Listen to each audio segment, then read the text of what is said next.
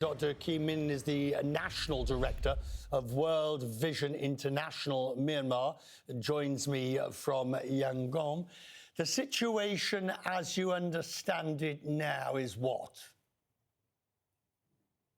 The situation in Yangon is quiet and calm because Yangon is not very much affected. The most affected areas are in central Myanmar, Mandalay and the capital Naypyidaw, and some part of Sagaing Magway, and also Shan State, and as well as in Bago. So we only have tremors at the start of the earthquake, and now it died down. But there's a devastating damage in Mandalay and Naypyidaw. Are you able to speak, or have you been able to contact anybody in Mandalay? Is there information coming out? Because the devastation must be quite enormous. Yes, as soon as the earthquake hit, we tried to call, but all the phone lines were cut. Now we are able to communicate with them in the evening, and our staff on the ground in Mandalay, they all are safe, but they are assessing the situation. And there's several building collapse and several people injured.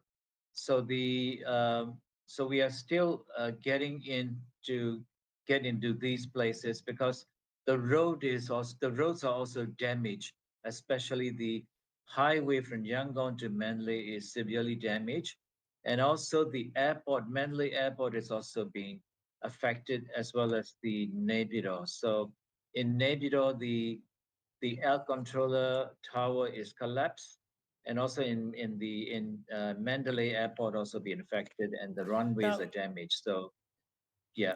The authorities have basically said we are welcoming all and every piece of aid from wherever it comes. So one imagines that in the hours and days ahead, look, I know it's never fast enough.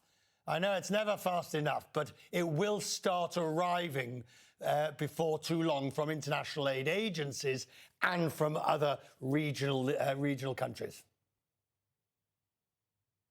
Yes, the government officially announced for the plea for this devastating earthquake, and this is the opportunity where international community can come and help, and will be able to help the country in person. It's going to take quite some time, isn't it? Because even in the most sophisticated environments, dealing with earthquakes requires machinery, it requires sniffer dogs, it requires, I mean, the sheer amount of stuff. And if this is as bad as we suspect and believe, it's on an epic scale. Yes, it would take, I think it would take even months and maybe some years, because the infrastructure is damaged. And currently, even, if we are thinking about how to go into these areas, because the highway is damaged, the airport is damaged, so we are finding a way how to get there. It would need a special way to go there.